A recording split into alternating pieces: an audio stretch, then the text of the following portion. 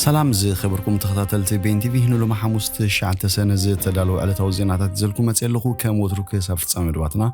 نخت كتاتلنا ندعدمكو بقدامنة أرأس زينا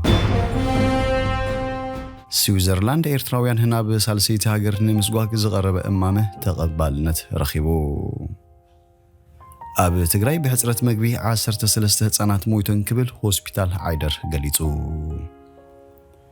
ኢትዮጵያ ዝቀረበላ ክሲ ዓሌት ምጽናት ነጺጋ ሰራዊት ሱዳን በዝፈጸሙ ደብዳብ ነፈርቲ ብውሕዱ 10 ዜጋታት ኮንጎ ተቀቲሎም ቢቢሲ ዝርከበን ዓበይቲ ተካላት በጉጅለ ማፍያ ሳይበር መጠንቀቕታ ከም ዝተዋሃበንን ካልእን ዝድህስስ መደባት ሒዘልኩም መጽለኹ ሰናይ ናይ ምክትታል ግዜ እንዳተመነኹም ኣብዛ ቻናል ድማ ናይ ወትሩ ተኸታተልቲ ንኽትኮኑ ሳብስክራይብ ብምግባር ናይ ደወል ምልክት ክትጥውቁ ብኽብሪ ይዕድመኩም ስዊዘርላንድ ኤርትራውያን ህና በሳልሰይቲ ሃገር ንምስጓግ ዝቀረበ እማመ ተቀባልነት ረኺቡ أب سويسرلاند حقاو منبر فقاد هنا زي بلوم إيرتراويان هنا بسالسيت هاجر كسجون زبل إمامه ببيت مخري كانتونات ويزوبات تقبلنت رخيبهم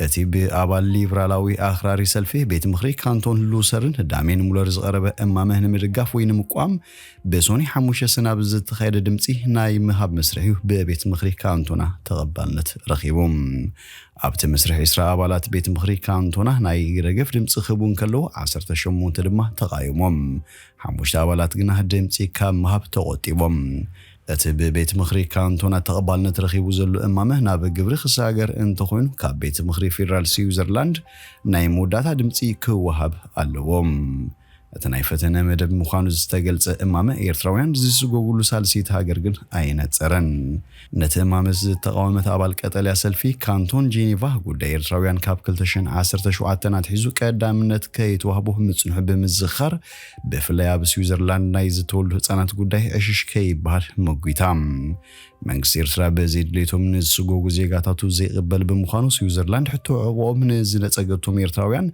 ناب سالسيت هاقر كسدوم ألوا خبليو دامين مولر زقلت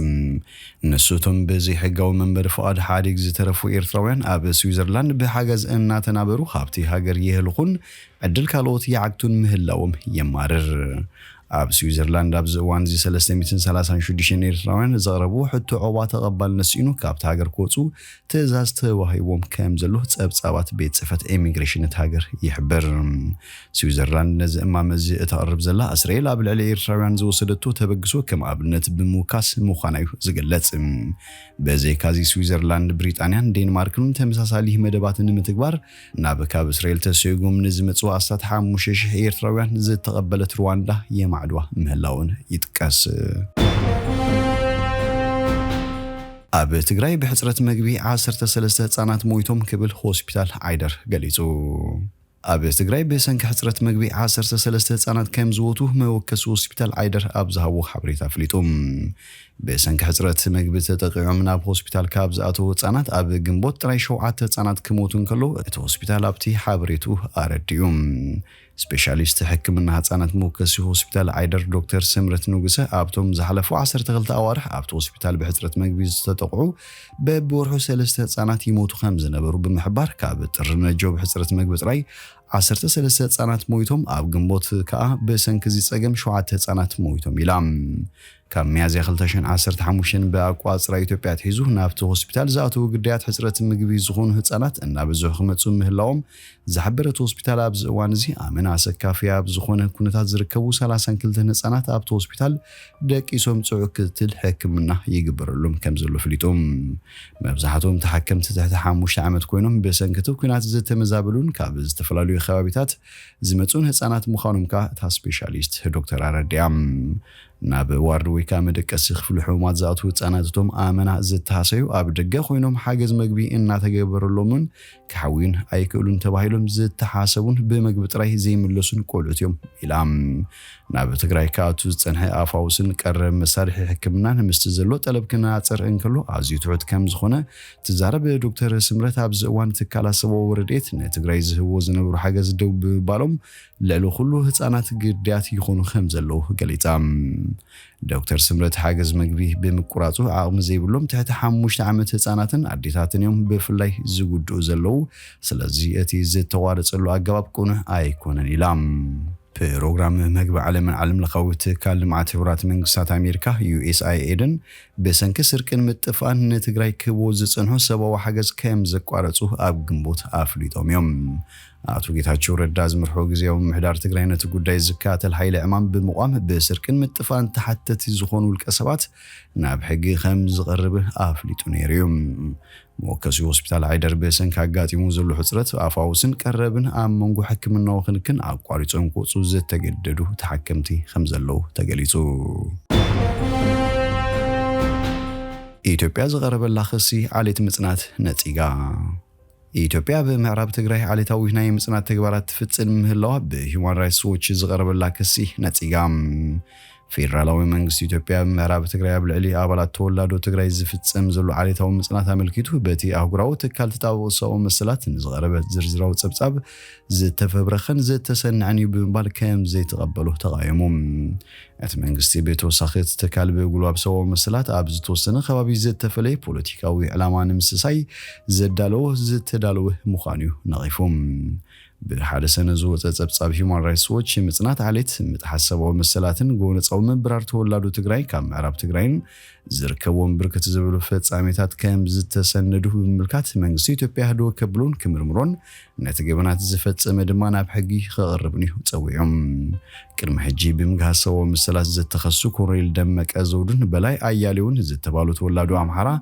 ነቲ ገበናት ይፍጽሙ ምህላውምን ዘነጸረት ጸብጻብ መንግስት ኢትዮጵያ ዶ ከብሉም ተማሕጺኑም እንተሆነ መንግስት ኢትዮጵያ በሶሉስ 6 ሰናብ ዘውጾ መግለጺ እቲ አህጉራው ተካልነ ዝካየድ ዘሎ ናይ ሰላም ዳግመ ሕውየትን መስርሕ እንቅፋትን ኣብ መንጎ ህዝብታት ግጭት ንምፍጣር ዘሐቀነን ብባል ነጺግዎም መንግስት ኢትዮጵያ በሂውማን ራይትስ ዎች ዝቀረበሉ ክሲ ናይ መጀመርታ ከም ዘይኮነ ዝተቀሱ ተዓዘብቲ ወገኖም ኣብ ተክልል በስተፈላልዩ ወገናትን ዝተኻየደን ዘካየድ ዘሎን ገበናትን ምጽራይ መንግስት ኢትዮጵያ ዕቱብ ስጉምቲ ክወስድ ይዘኻኽሩ ሰራዊት ሱዳን በዝፈጸሙ ደብዳብ ነፈርቲ ብውሕዱ 10 ዜጋታት ኮንጎ ተቀቲሎም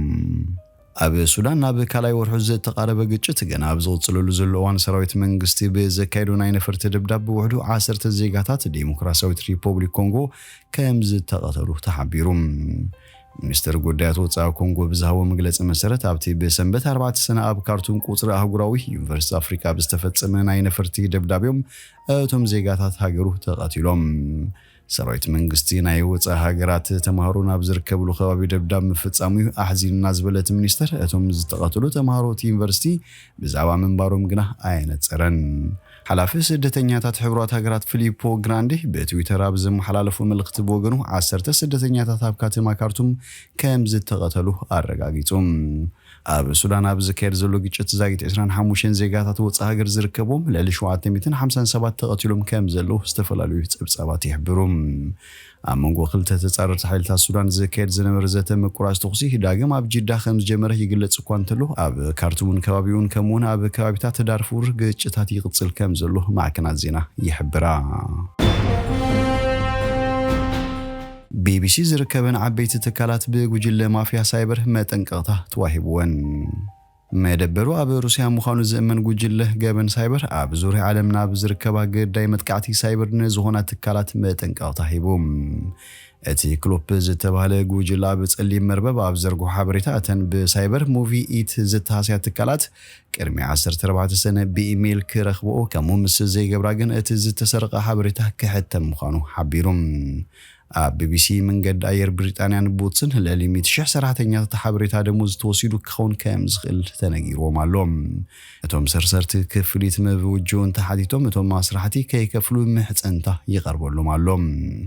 እቲ ኣብ ዝሓለፈ ሰሙን ንመጀመርታ ግዜ ዝተገልጸ ስርስራ በጉጅለ ክሎፕ ተፈጺሙ ክኸውን ከም ዝኽእል ዝተኻየደ ምርመራታት ኣንፊቱ ነይሮም እቶም ገበነኛታት ሞቪኢትን ዝበሃሉ ናይ ንግዲ ሶፍትዌር ዝስርስሩሉ መንገዲ ምስ ረኸቡ ብዋቢሎም ናብ መኽዘን ሓበሬታ ኣማይት ኩባንያታት ኣትዮም ክኾኑ ከም ዝኽእሉ ይግለጽ። ተንተንቲ ማይክሮሶፍት ነቲ ስርስራ ንምፍጻም ኣብ ጥቕሚ ዝውዕሉ ሜላታት መሰረት ብምግባር ንክሎፕ ተሓታቲ ገይሮም። ሕጂ ግን ብዝተሰባበረ እንግሊዝኛ ተጻሒፉ ኣብ መርበብ ዝተጠቅዐ ነዊሕ ጽሑፍ ተረጋጊጹሎም። እቲ ምልክታትን ግዳያት ዝኾና ትካላት ኣብቲ ናይቶም ማፍያታት ጸሊም መርበብ ፖርታል ዝርብ ንኽጅምራ ናብቲ ጉጅለ ኢሜይል ክልእኻ ይዝጠልብ እዩ። እዚ ግን ዘይንቡር ሜላ እዩ። ምክንያቱ ከምቲ ንቡርቲ ዝሓትዎ ጠለባት ብኢሜይል ናብተን ትካላት በቶም ናይ ስርስርቲ መርበባት እዩ ዝለኣኽ። ኣብዚ ግዜ ብግልባጡ እቶም ግዳያት ክረኽብዎም እዮም ዝጠልቡ ዘለዎም። እዚ ክኸውን ዝኽኣለ ድማ ክሎፕ ንባዕሉ ምስቲ ክሳብ ሕጂ ኣብ መላእ ዓለም ዝካየድ ዘሎ ስፍሓት ናይቲ ስርስራ ክኸይድ ስለዘይክእል ክኸውን ይኽእል። ዋና ካይድ ስራሕ ኤስኦኤስ ኢንተለጀንስ ኣሚር ሃዳዛፒሲች ነዛ መልኪቱ ብናተይ ኣረኣያ በቃ ኣዝዩ ብዙሕ ሓበሬታ ስለዘለዎምን ንኹሉ ክመምይዎ ስለዘጸገሙን እዮም እንተፈሊጥኩሞ ክትረኽቦ ኢኹም ኢሎም ዝወራዝዩ ዘለዉ ኢሉ። ሞቪኢት ብፕሮግረስ ሶፍትዌር ዝቐርብ ኮይኑ ኣብ ኣሜሪካ ብዙሓት ትካላት ንግዲ ፋይላት ብስቱር ንምንቅስቓስ ይጥቀምሉ። እቲ ኣብ ዓዲ እንግሊዝ መደበር ወሃቢ ኣገልግሎት ደሞዝ ዘሊስ እውን ሓደ ካብ ተጠቀምቲ እዩ። ዘሊስ ብሰንኩ 8 ትካላት ዓባይ ብሪጣንያ ኣድራሻ ገዛ ቁጽሪ ሃገራዊ መድሕን ናሽናል ኢንሹራንስ ነምበርስ ኣብ ገለ ኣጋጣሚታት ድማ ዝርዝር ሓበሬታ ባንክታትን ካልእ ዝተፈላለየ ዳታ ከም ዝተሰረቐ ኣረጋጊጹ።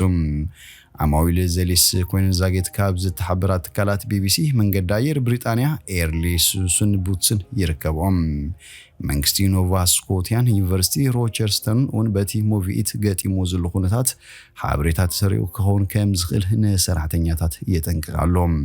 ክኢላታት ብወገኖም ውልቀ ሰባት ከይስንብዱ ክመኽሩን ከለዉ ትካላት ድማ ብከም በዓል መዚ ጸጥታ ሳይበር ንዝወሃበን ምጽራያት ክፍጽማ ተማሕጺኖም። ክሎፕ ካብ መንግስታት ከተማን ኣገልግሎት ፖሊስን ዝተረኸበ ሓበሬታት ከም ዝደምሰሰ ብምግላጽ ኣይትሻቐሉ ክትረኽቡና ኣገዳሲ ኣይኮነን ዳታኹም ደምሲስናዮ ኢና ከምዚ ዓይነት ሓበሬታ ንምቅላዕ ዝኾነ ተገዳስነት የብልናን ኢሎም። እንተኾነ ገበነኛታት ዝበሎ ኩሉ ክእመን ከም ዘይኽእል ተመራመርቲ ይገልጹ። ኣብ ኤም ሶፍት ዝሰርሕ ተመራማሪ ብሬትስ ካሎ ክሎፕ ምስ ትካላት መንግስታዊ ጽላት ዝተኣሳሰር ሓበሬታ ደምሲሰ ዝብሎ ከም ዘለዎ ክውሰድ የብሉን። እቲ ሓበሬታ ገንዘባዊ ዋጋ እንተሃልይዎ ብቐሊሉ ክጉሕፍሉ ዝኽእሉ ዝኾነ ተኽእሎ የለን ይብል። ንነዊሕ እዋን ንክሎፕ ክከታተሉ ዝጸንሑ ክኢላታት ሳይበር ክሎፕ ብቐንዱ ቋንቋ ሩስያ ኣብ ዝጥቀሙ መድረኻት ዝነጥፍ ምዃኑ ብምግላጽ ኣብ ሩስያ እዩ መደበር ኢሎም ይኣምኑ። ሩስያ ንነዊሕ እዋን ናይ ራሶን ሜዌር ጉጅለታት ማፍያ ውሕስ መዕቆቢ ምዃና እኳ እንተተኸሰት ነቲ ክሲ ተነዝጎያ። ኣብ 2021 ናብ መንጎ ዩክሬን ኣሜሪካ ደቡብ ኮርያን ዝተኻየደ ሓበራዊ ስርሒት ሰርሰርቲ ክሎፕ ተባሂሎም ዝተጠርጠሩ ሰባት ኣብ ዩክሬን ተታሒዞም ነይሮም እዮም።